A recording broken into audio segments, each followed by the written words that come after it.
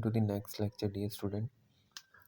Last lecture में हमने efficiency के बारे में पढ़ा था कि कोई भी डिवाइस या कोई ऑब्जेक्ट कितना एफिशिएंट हो सकता है वर्क करने में।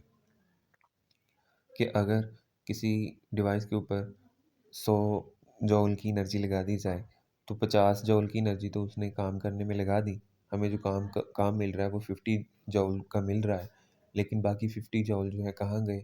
तो हमने पढ़ा था कि उसकी एफिशिएंसी जो है वो 50% इसलिए कम हुई है क्योंकि उसमें डिफरेंट एनर्जी लॉसेस होते हैं, जैसा कि फ्रिक्शन की वजह से नॉइस है, उसके बाद हमारे पास जो है फर्दर मोर ग्रेविटेशनल एनर्जी की वजह से भी, जो ग्रेविटेशनल फील्ड की वजह से भी लॉसेस होते हैं, डिफरेंट किस्म के जो रिटार्डेशन होती हैं उनमें, उनकी वजह से लॉसेस होते हैं। तो वो जो लॉसेस हैं उसकी एफिशिएंसी को कम कर देते हैं। तो आज तक हम कोई भी आइडियल एफिशिएंसी वाला कोई सिस्टम नहीं बना सके, ठीक है, क्योंकि आइडियली जितनी एनर्जी दी जाती है उतनी ही एनर्जी का हमें वर्क मिले, ये पॉसिबल ही नहीं है, ठीक है। तो ये था ऑल अबाउट एफिशिएंसी। तो एफिशिएंसी के का फार्मूला था हमारे पास, ये हमारे पास था required form of output to the total input energy, यानी कि जितना हमें आउटपुट मिल रहा है उसको डिवाइड कर दें जितना हमने उसको ऊपर इनपुट दिया। अगर परसेंटेज में फाइंड करना है तो 100 के साथ जस्ट मल्टीप्लाई कर दें। तो इसके लिए हमने एक एग्जांपल भी की थी। आज हम पढ़ते हैं जी पावर के बारे में। पावर बेसिकली क्या है, इसको पढ़ते हैं। 2 persons have done equal work. For example कि किसी को हमने कहा है, 2 बंदों को कहा है कि जी आपने ये 10 जूल का वर्क करना है, या फिर आप लगा लो 50 जूल का वर्क करना है, ठीक है जी। 1 आवर्स टू कंप्लीट इट।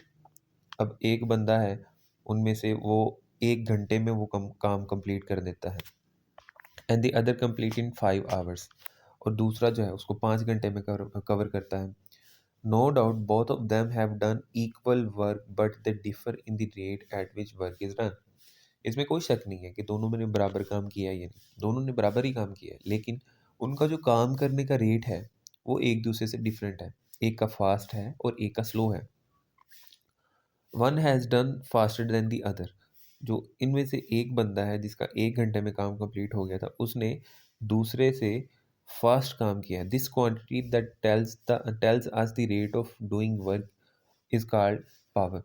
अब वही क्वांटिटी जो हमें बताती है कि किसी पर्सन का काम करने का रेट कितना फास्ट है या कितना स्लो है, वही हमारे पास पावर है। The quantity that tells us the rate of doing work is called power। तो पावर क्या है? Rate of change of work, यानी कि जो रेट ऑफ डूइंग वर्क है, रेट ऑफ वर्क का जो कितने वर्क में मतलब किस लिहाज से चेंजिंग आ रही है, क्या सीन है, किस तरह से वर्क हो रहा है, इम्प्लीमेंटेशन किस तरह से हो रही है, तो वो क्या है, हमारे पास वर्क है। तो power is defined as the rate of doing work, ठीक है। तो पावर क्या है, बेसिकली हमारे पास रेट ऑफ डूइंग वर्क। तो यहाँ पे नीचे इसका फार्मूला मैथमेटिकली लिखा हुआ है, ये है पावर का फार्मूला, ठीक है। तो पावर पी के साथ डिनोट करता है, वर्क को वो डब्ल्यू के साथ डिनोट करता है, और टाइम को या रेट को वो टी के साथ डिनोट करता है, ठीक है। तो ये हमारे पास है ये पावर। और since work is a scalar quantity, work हमारे पास क्या है, स्केलर क्वांटिटी। स्केलर क्वांटिटी कैसे है बच्चों, वर्क हमारे पास, क्योंकि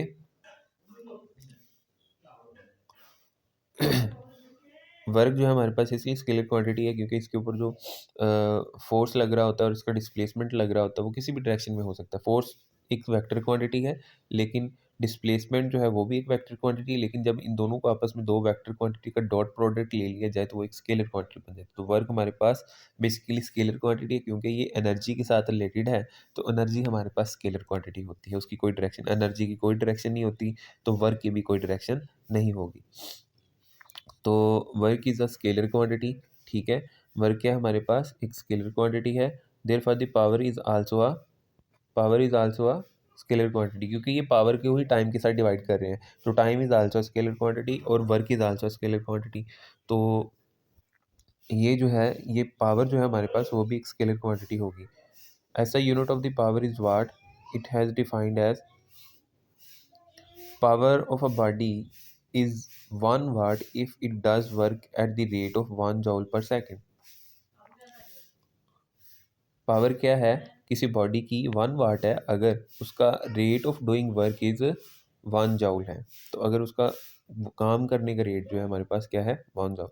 तो पहले देखता है क्या कि 1 सेकंड में वो 1 जॉउल अगर वर्क कोई बंदा करे तो उसको हम कहते हैं कि ये एक इसकी पावर जो है 1 वाट है, ठीक है। तो पावर की भी डेफिनेशन होगी। Bigger unit of the powers are kilowatt, megawatt etcetera. तो किलोवाट जो है हमारे पास वो होता है 1000 वाट के बराबर, और मेगावाट जो होता है वो हमारे पास 10⁻6 यानी कि 10 लाख के बराबर होता है, 10 लाख वाट के बराबर है, ठीक है। तो 1 हॉर्स पावर किसको कहते हैं 1 HP, ठीक है। 1 HP 1 हॉर्स पावर जो है 1 HP उसको कहते हैं। और 1 HP कितने वाट के बराबर है, वो 740 वाट के बराबर है। तो ये एक अहम MCQ है कि 1 HP किसके बराबर है, वो 740 वाट के बराबर है, ठीक है। इसकी एग्जांपल है, उसने टाइम दिया हुआ है, a man takes time 80 second in lifting a load of 200 newton through height of 10 metre while an other man M2 takes 10 second in doing the same jobs, find the power of each. अब हमने दोनों की power find करनी है और दोनों का wait जो है, दोनों ने कोई वेट सेम वेट 200 न्यूटन का उठाया हुआ है और उसकी हाइट कितनी है 10 मीटर तक उसको उठाना था। तो देखा जाए तो एक को 80 सेकंड लगे हैं और एक को 10 सेकंड लगे। दोनों की जो पावर रेट है वो हमने फाइंड करनी है। F is equal to 200 newton and S is equal to 10 metre.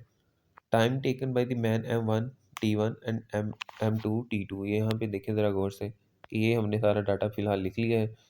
तो वर्क डन हमारे पास क्या होता है, W इज इक्वल टू क्या होता है हमारे पास FD या फिर FS हो गए।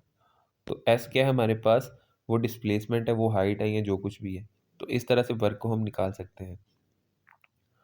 तो इसका वर्क जो है ऊपर वाले का पहले हमने निकाला कि वर्क डन जो है वो 2000 जूल है। तो अब हमने वर्क डन तो निकाल लिया दोनों का, ठीक है। पहले हमने क्या निकाला, वर्क डन। अब बात आती है पावर की, तो पावर ऑफ मैन 1 को W/T1 कर देंगे, तो पावर ऑफ मैन 2 जो है वो W/T2 कर देंगे। तो आसानी से हमारे पास जो है दोनों का पावर निकल आएगी। तो एक की पावर है जी 200 जूल पर सेकंड और एक की पावर है जी 25 जूल पर सेकंड। तो नेक्स्ट करते हैं जी काम। ये क्या सीन है नेक्स्ट वाला।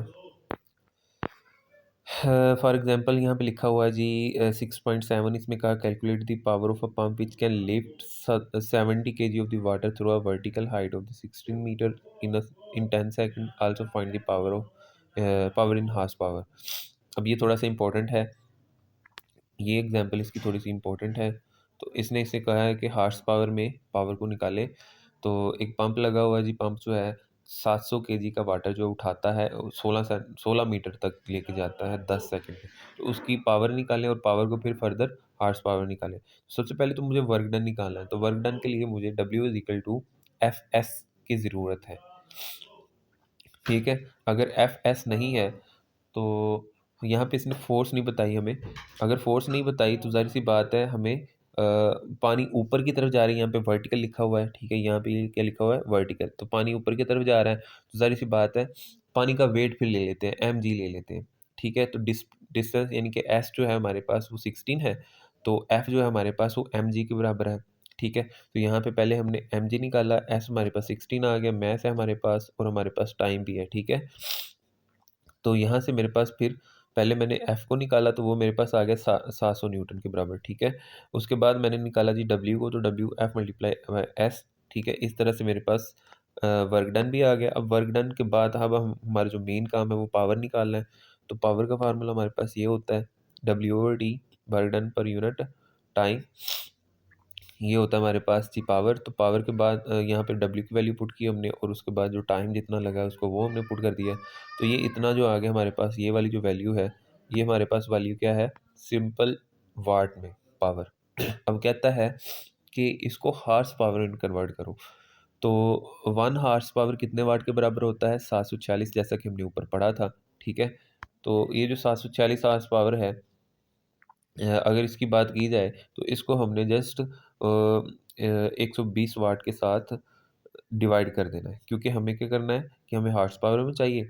तो वाट की जगह पे हमने ये 746 वाट को डिवाइड कर दें तो वो हॉर्स पावर बन जाएगा हमारे पास, ठीक है। तो इसके साथ आपका ये चैप्टर ख़त्म होता है।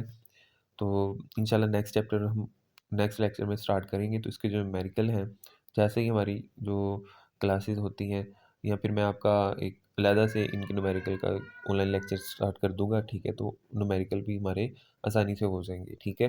तो फ़िलहाल मैं सोच रहा हूँ कि हम थ्योरेटिकली आगे चलें। तो नेक्स्ट लेक्चर जो है हम थ्योरेटिकली आगे चलेंगे नेक्स्ट चैप्टर के साथ। अल्लाह हाफ़िज़, अपना ख्याल रखिएगा जी।